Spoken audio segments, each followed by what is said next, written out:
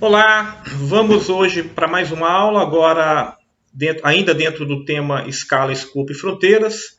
Vamos para o tema de fronteiras verticais dentro desse tópico. A ideia de fronteira vertical é uma ideia relacionada à cadeia de produção da firma, tá? Então, a gente diz que cadeia vertical é o processo que começa com a compra de matérias-primas e vai terminar até a distribuição dos bens, produtos, serviços, enfim.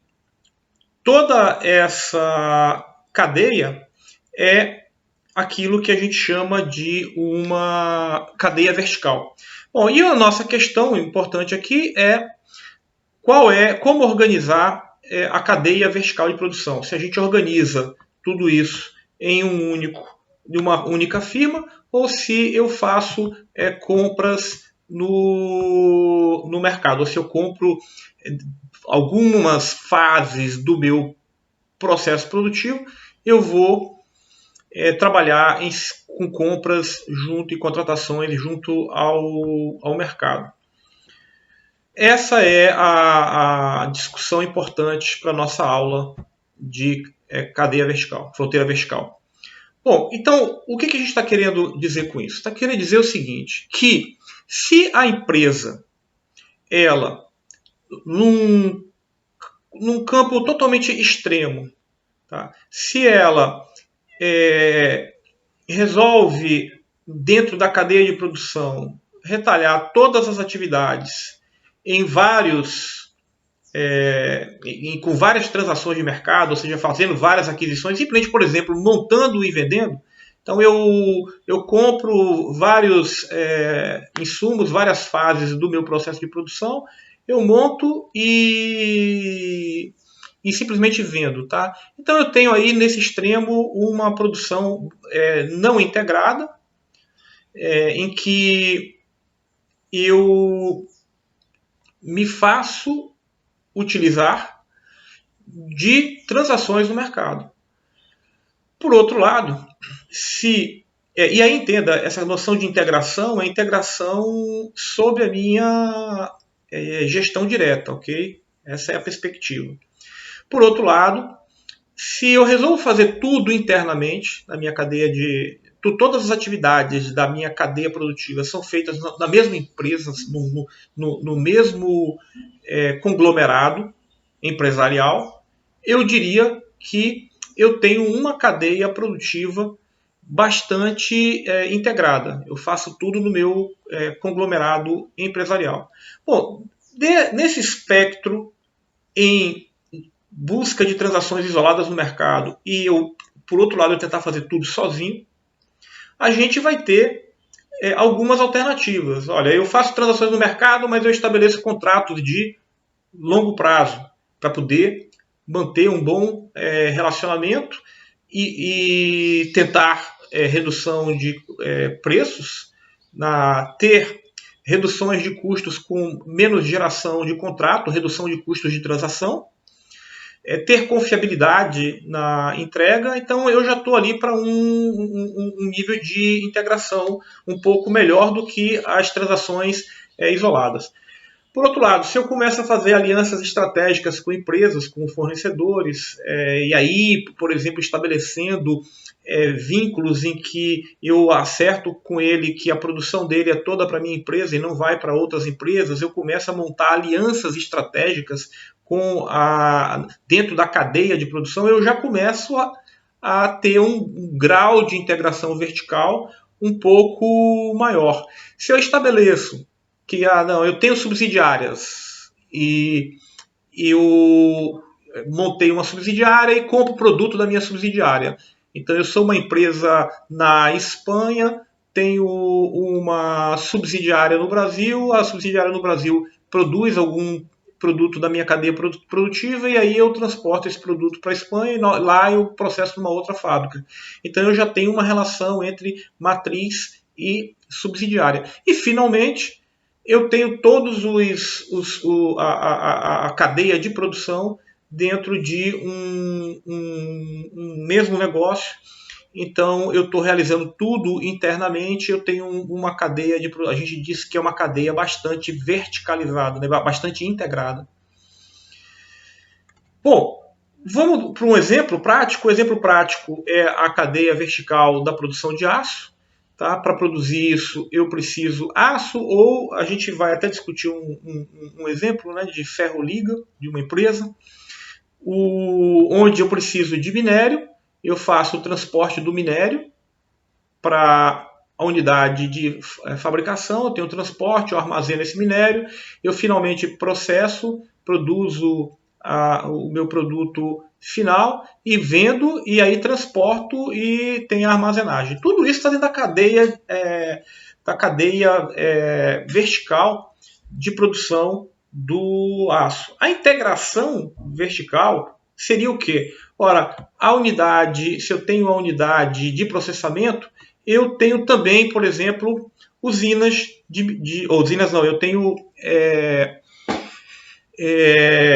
eu tenho as mineradoras da minha empresa também. Eu tenho mineradoras e eu tenho a usina que processa o minério. Então eu fiz o quê? Eu fiz uma integração vertical. Então a integração vertical, nesse caso, eu diria que a usina produtora, se ela comprou a mineradora, a gente fez uma integração a montante, né? Porque a siderúrgica comprou uma mineradora que está a montante do processo produtivo a montante da cadeia vertical. Vamos, antes da gente fazer uma discussão sobre as motivações que fazem com que as empresas integrem verticalmente, vamos discutir aqui um exemplo. Tá? A Ferbasa, ela é uma empresa que produz ferro-liga. Tá? Isso está na nossa de aula, tem esse estudo de caso aqui. Ela é uma empresa que produz ferro-liga e eles têm ligas de ferro com cromo e ligas de ferro com silício. E o que a empresa fez? Ela exerce atividades nas áreas de mineração, metalurgia, recursos florestais e energia renovável. Ora, a gente poderia falar da integração da Ferbasa e discutir por que ela opera com tantos negócios que, a princípio, você poderia imaginar que são negócios distintos. Então, o que vai acontecer aqui com a empresa? Olha, a empresa ela opera na área de floresta, de metalurgia, de mineração e de energia. E por que ela faz isso? Porque a mineração é um insumo para fábrica, para metalurgia. Então, das minas da Ferbasa, o minério segue para metalurgia. Só que o ferro no minério, ele precisa ser processado para virar a liga. E esse processamento, eu preciso de carbono para fazer redução do ferro que está no minério para o ferro que vira a liga metálica. Bom, e para isso como eu preciso de carvão, eles obtêm esse carvão de duas fontes. De um lado eles compram coque, de outro lado eles também têm florestas. Então, com o Parque Florestal da Ferbasa, na verdade, serve como insumo para redução do ferro presente no minério. Então, olha só, a integração, dois insumos, um que vem das florestas de eucalipto e outro que vem da mineradora, esses dois insumos vão se juntar em uma fábrica metalúrgica. E por que a fábrica acabou investindo também em um parque eólico? Porque o parque, a empresa, ela é uma empresa intensiva em energia elétrica. Então, como ela é uma empresa intensiva em energia elétrica, o negócio energia, embora aquela energia que ela produz aqui no parque eólico não seja exatamente a mesma que vai alimentar aqui a sua unidade fabril, tá? Mas ela tem no negócio, ela mitiga os riscos, a exposição da variação de preço de energia, uma vez que ela, como ela é intensiva em energia, ela mitiga esses riscos investindo também no parque eólico, num parque de geração de energia. Então, esse é o exemplo que a gente tem é um exemplo de integração vertical da firma. Tá? Por que uma firma ela busca integração vertical? Tá? Ela não buscaria, aliás. Aqui, quais são os motivos para que ela não integre verticalmente? Tá? Se os fornecedores eles têm a possibilidade de ter ganhos de escala, que a gente discutiu na aula passada, ou seja, a minha demanda por um determinado produto é muito baixa. Eu preciso de um insumo no meu processo produtivo, mas a minha demanda é baixa. Então, imagine a situação em que a empresa fosse a nossa siderúrgica, mas que a demanda de minério dela fosse muito baixa. Ora, ela investiria numa mineradora, mas vai sobrar minério. Entendeu? Porque a demanda dela é baixa. Ela não vai processar aquele minério todo. Então ela teria que ir para o mercado vender. Ora, se uma empresa mineradora ela consegue economias de escala porque ela vende para várias firmas, talvez isso faça com que essa mineradora, agindo de maneira isolada como mineradora, seja um negócio mais interessante do que eu integrar a minha siderúrgica junto com uma mineradora. Então talvez seja mais fácil, eu tenha menos custos se eu comprar diretamente, se eu comprar o minério da mineradora, do que se eu tentar me integrar verticalmente junto com ela. Então, quando os fornecedores no mercado eles podem conseguir economia de escala, que a empresa não pode alcançar porque a demanda dela por aquele produto é baixa, então é melhor que ela compre o produto no mercado. Por outro lado, toda vez que uma empresa também ela tenta fazer integração vertical e tenta participar de vários negócios dentro da sua cadeia de produção, às vezes os gestores da empresa eles tendem a privilegiar os negócios que têm uma maior lucratividade. Então, se acontecer algum problema na área de operações que gera maior lucro, eu tendo a dar mais atenção para aquela área do que um problema que eventualmente ocorra em uma área de produção que me gera menos lucro. Então eu tenderia a prestar menos atenção para esses negócios. Então eu teria perdas de eficiência pelo fato de minha preocupação, quando se divide em várias unidades, eu tender a concentrar todos os meus esforços na solução dos problemas apenas nas áreas que são mais lucrativas. Então, o sucesso global, às vezes, pode inibir a minha busca de solução de ineficiências que estejam em locais específicos. Bom, por que eu me integraria verticalmente? Tá? Quais seriam os motivos que me levariam a não comprar no mercado e sim a integrar todas as empresas num único negócio?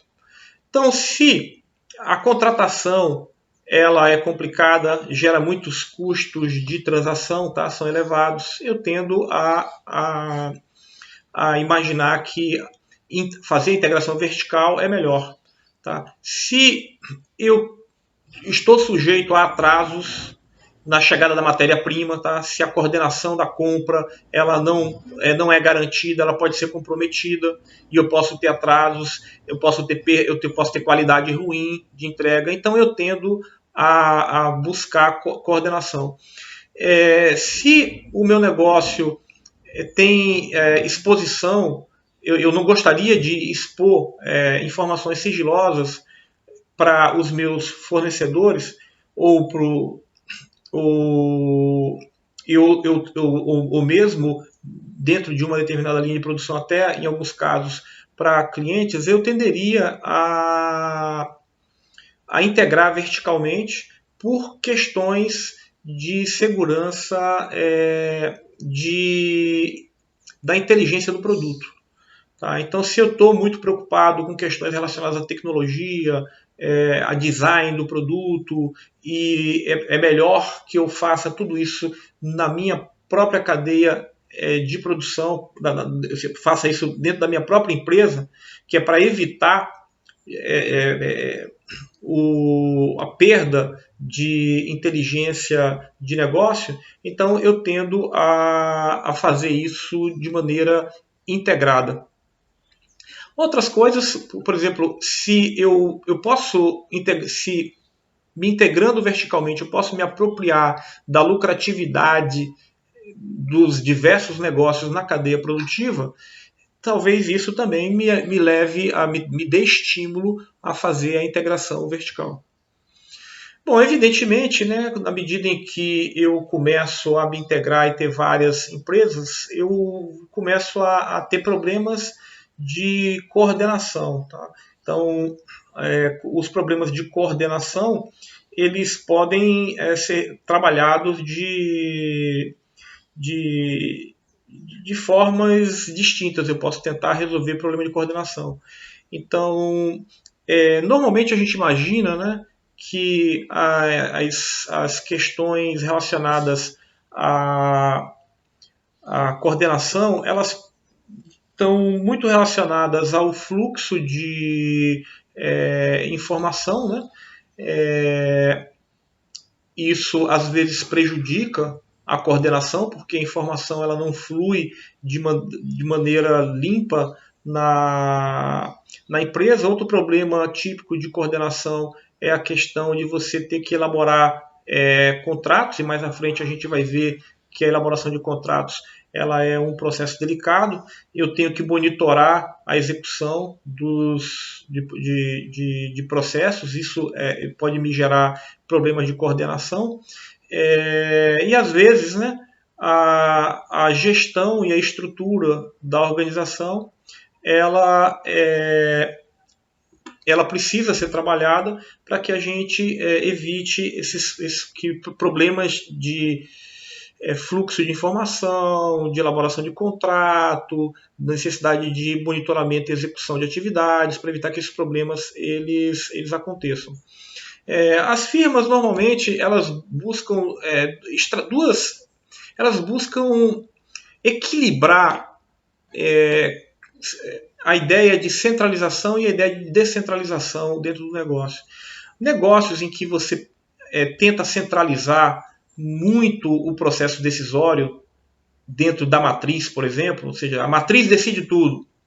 Quando você centraliza muito, você, de um lado, né, buscando evitar o problema de coordenação,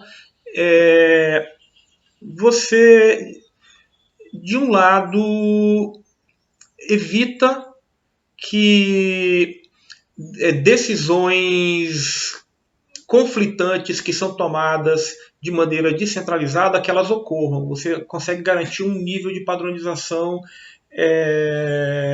maior. Por outro lado, quando você centraliza muito, às vezes você perde em termos de velocidade do processo decisório. Quando você centraliza muito, surge um problema numa subsidiária, mas para esse problema ser resolvido, eu tenho que levar o problema até a matriz, porque a decisão vai ser tomada lá na matriz. Às vezes o pessoal lá não tem a noção exata na matriz da natureza do problema e nem as melhores condições de resolver. Ora, você tomou a decisão de levar o fluxo decisório para a matriz porque você quer padronização da decisão, mas você vai perder aí, por outro lado, a questão da flexibilidade na decisão do processo.